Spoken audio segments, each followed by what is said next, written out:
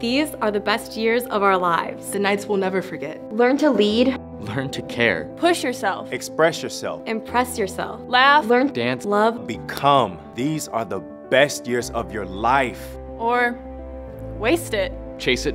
Doesn't matter if you aced it. You're not the kid they thought. Can they trust you? They think not. These are the best years of your life. Isn't it the time to have fun? Be dumb. Take risks while you still can. One day, you'll grow up and your world won't be so small. You'll get serious. Pay your taxes. No more stupid classes. But does it work that way? What if you have to stay? What if you never get that future dream, That grown-up scene? that good school, Good job. nice car, And a dog.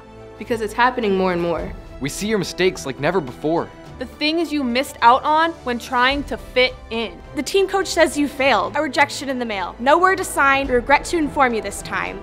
Dreams are only dreams until you've missed the deadline.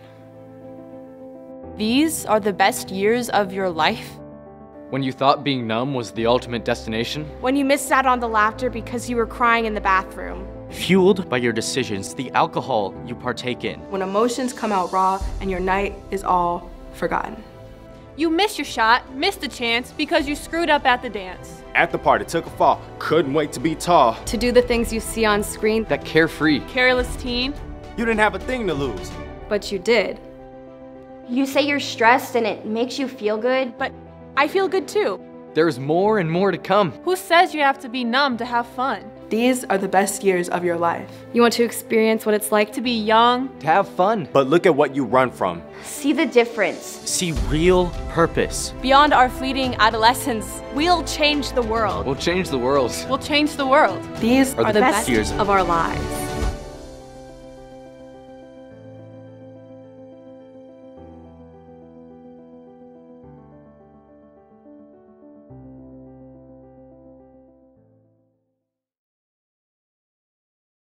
Just hanging out here. What'd you say? This is gonna be the worst part of the hole. I'm kind of a big deal. As you can see, that leaf blower is very loud. That pretty much sums up my video. Good to go. Hey, I'm Cruz, and I'm hanging out today talking with college students about the dangers of underage drinking. Let's see what they have to say.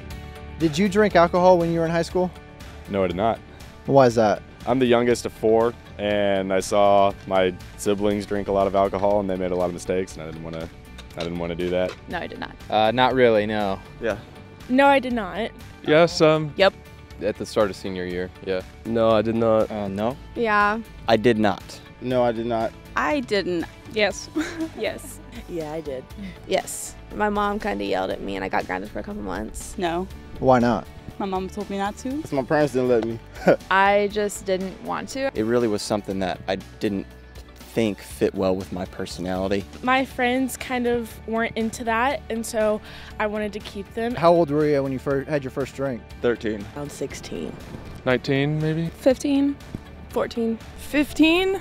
I was 17. Do you think that social media, TV, even movies have an influence on underage drinking? I feel like they do because like you see it a lot in media with just even in alcohol ads, like the people partying and they'll make it seem like they'll frame it in a way to where it looks fun. Yeah. I think the biggest influence is actually music, probably. Because most kids just hear music about like drinking and doing drugs and they're like, oh, well, that's what I want to do. And if I can be like them if I do this stuff. Yeah, absolutely. Like, especially with all the like teen movies they have coming out where they like represent like all these underage kids drinking, like definitely. Yes, I do, only because our generation, they look at like rappers and other people, and if they do it, you know, they feel it's okay to do it also. Yeah. Yeah, I think so. Like it makes it seem like drinking is really fun. You see it like all the time on TV and that's what you do, so that's what we're taught to do. You know, I think kids are exposed to that at a lot younger ages than before social media.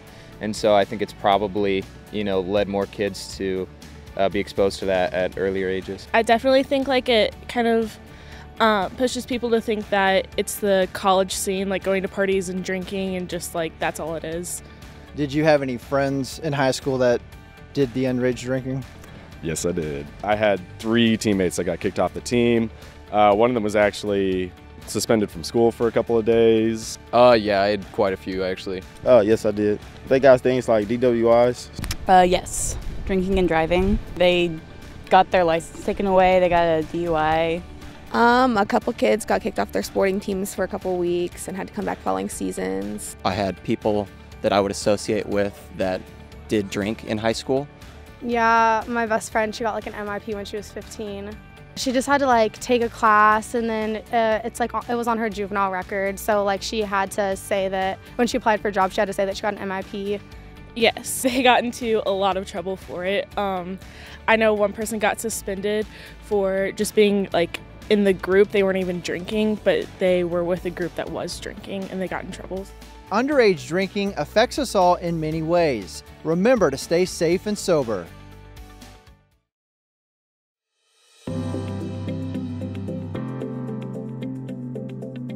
If we listen to movies, TV, or social media, it's common to think that high schoolers drink and party all the time.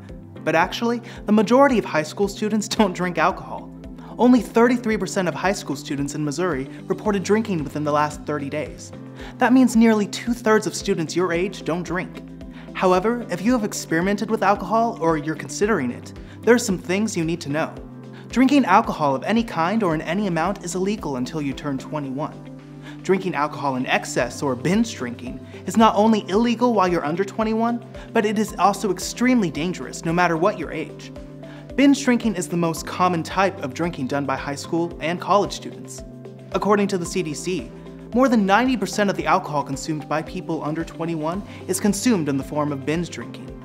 But what does that mean? Binge drinking is drinking large amounts of alcohol in a short period of time. This is typically 4 drinks for women and 5 for men in about 2 hours. Drinking too much too quickly affects your body's involuntary reflexes like breathing, heart rate, body temperature, and gag reflex. It can also lead to confusion, seizures, and vomiting. For instance, since alcohol inhibits the gag reflex, this means that food, saliva, and vomit can be inhaled in the lungs and can cause you to choke or develop an infection.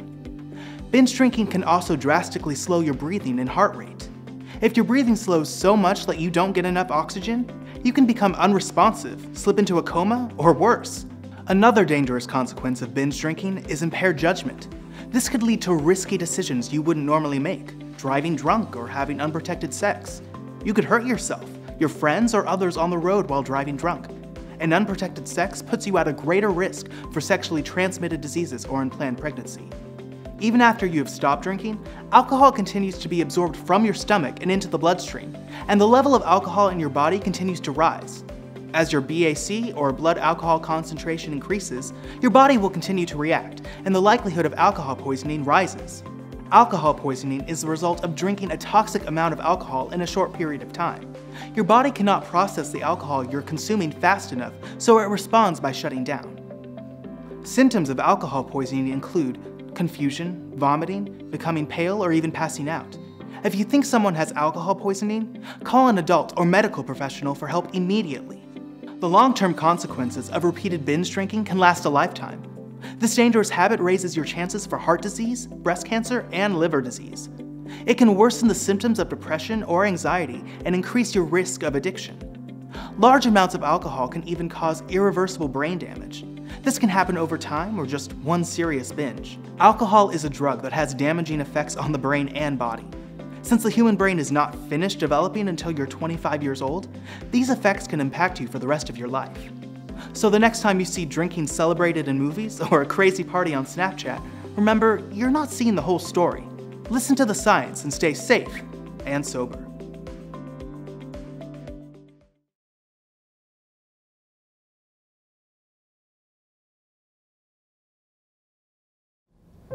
As we get started, if you wouldn't mind just telling me a little bit about Emily and describing her personality to us. She had an amazing laugh that she just filled up the room. It was just a loud, throw your head back kind of laugh. She'd walk in the house and say, "What's to eat, Mama?" Because she was always hungry. She liked to eat. Emily was kind of shy at first, and I was shy also. So at first we didn't do much talking. And then the second time I met her, I just absolutely loved her. Like, she brought over some cookie dough to my house, and she had a spoon, and she's just eating it. She was a very laid-back person, very easy to talk to, just sweet, just really funny, beautiful. She loved to be outdoors, whether it was camping, hiking, fishing. We went camping together and we'd walk our animals together. As a group, we all got puppies. My idea, of course. She always calls her dad Padre. It was kind of a thing that they always had. She was a great big sister. She was always there for me. She always listened. She was just one of those people you could just really tell anything to. She was the mom of the group, you know, always pushing everybody to want better for themselves. I don't know how, I don't know why. I just feel like she was put in my life because I needed her. She just had a big heart, just cared a lot about everybody. She was just beautiful. Beautiful outside, beautiful inside.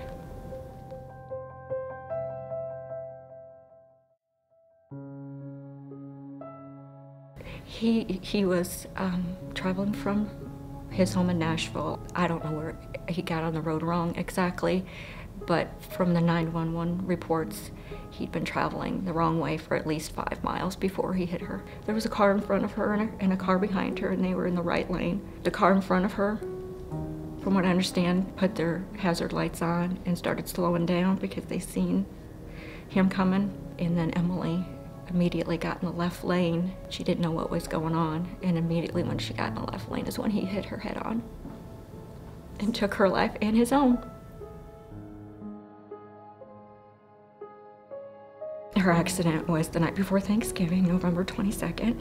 She left work and she was going to Seymour to see her boyfriend. She never showed up, and so he had gotten worried.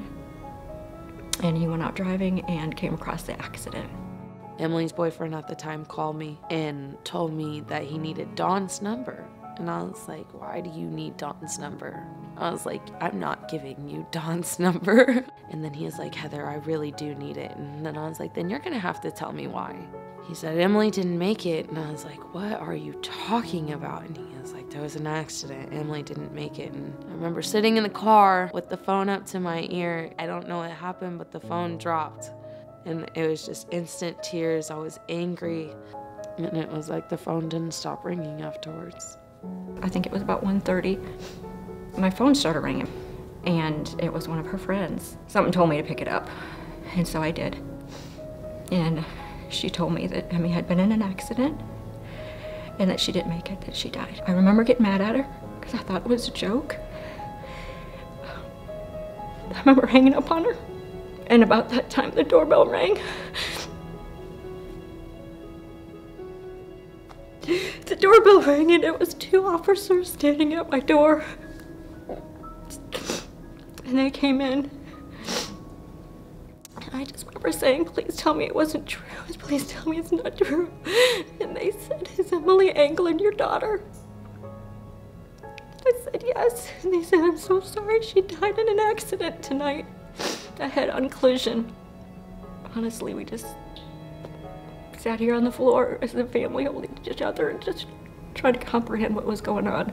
You're so numb, you don't know what the next step is because nothing like this has ever happened before. But the police officer did that night give Chad a card and told Chad he needed to call them at some point because that's where they took her body.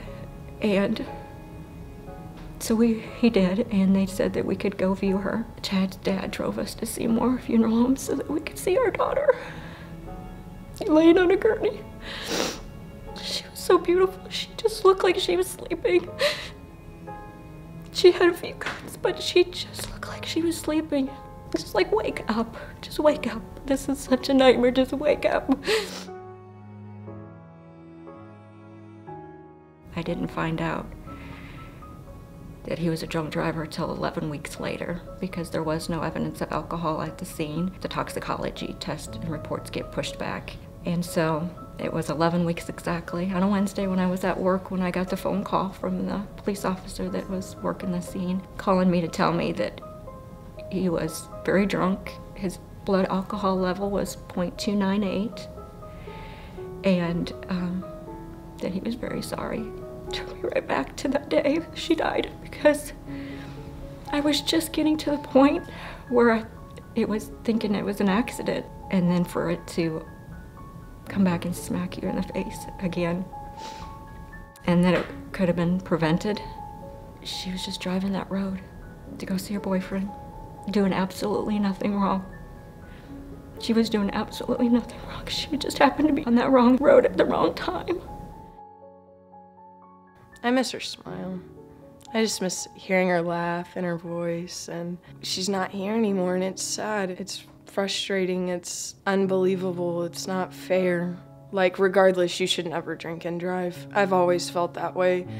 But after it happening to my friend, I just want people to know that it's really just not worth it.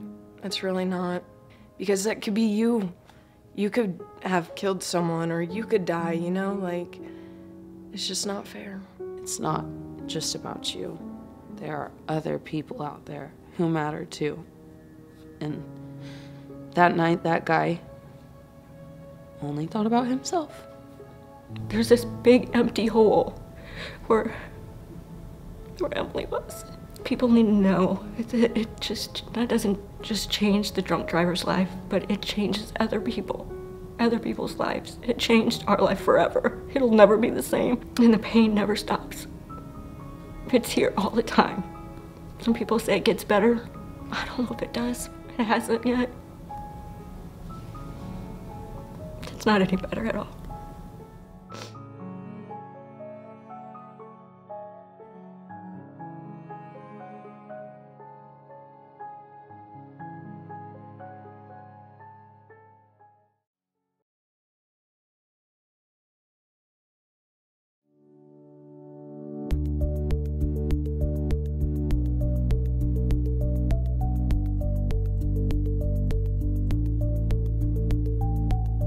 I would definitely say school. I have to stay up until like midnight every night doing homework. The friends, like the social aspect. Tests, mainly. Baseball season's about to start. I got a job too. Getting all my homework done, trying to be successful and prepare for the future, and trying to figure out what I want to go into in college. Just kind of hangs over you sometimes. Teens do often have a lot going on in their life. And sometimes what happens is that it just gets really overwhelming to keep up with everything, especially if they've raised their expectations for performing really high. That's so common for teens to really feel like things are just a catastrophe and that kind of worst case scenario is going to happen to them. I encourage teens to try to step back from it and to look at it a little bit more objectively, which can be challenging. That in itself is a skill that they have to learn to do.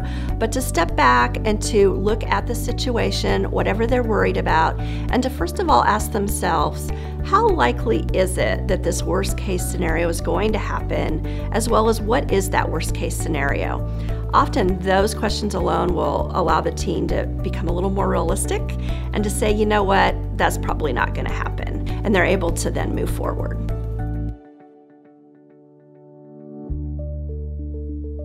Stress is something that maybe like distracts you from what's good in life. It gives you anxiety, kind of like panicking, thinking you could do better, but you feel like you're not. You're overthinking everything. Kind of like you have too much on your plate. Something is going on and it's making you like frustrated or sad, but there's not much that you can do about it. And so that feeling just kind of lingers. I think of it more as a feeling, because once you feel stressed, you know that you're stressed and you can just kind of feel it in your body.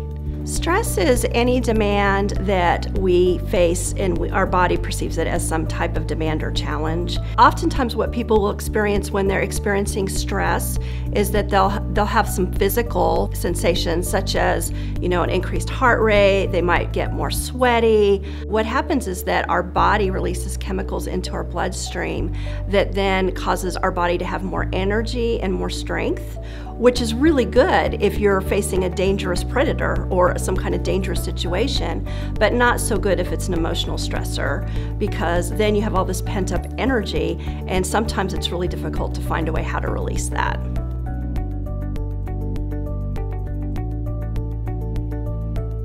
Well, I'd say most of the time I don't deal with stress. I talk to my family. They are very supportive. Do stuff to just take my mind off of it, like stuff that I enjoy. I like to exercise, stuff like that, take a walk outside. Sports can be a good stress reliever, just get you away from stuff. When I'm playing a sport, it's just, okay, I'll leave everything off of my mind right now. You know, trying not to like worry about it, that everything, you know, will be all right. You have to focus on that stress really. what is stressing you out and you have to work on that. By like making kind of like a schedule of when I do the homework. So coping skills can be a wide variety thing. It can be very basic, simple things like good self-care, but they can also be things that we've taught ourselves to use, things such as diaphragmatic breathing or deep breathing, using mindfulness exercises, which is where we sort of train our mind to stay in the present or train our mind to use distract. So it can be a wide variety of things, and just like stress, there's not any one perfect coping skill. It depends on the individual and what works best for them. I encourage teens to really list out their activities, prioritize, and then also think about good time management, writing lists, keeping track of lists of things, and keeping those realistic expectations. Another thing that we see is that people may develop skills that they think are really effective. You know, an example of that might be alcohol use. They think it's effective in the short term, and it may seem that way to them. That's because it seems like it's relaxing them.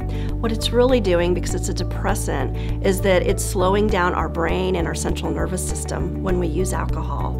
And so they're not going to be making as good judgments. They're going to be possibly putting themselves into unsafe environments and situations. And the longer that they continue to use alcohol, the more likely they are to develop a dependence on that, as well as they're limiting their ability to develop other healthy coping skills.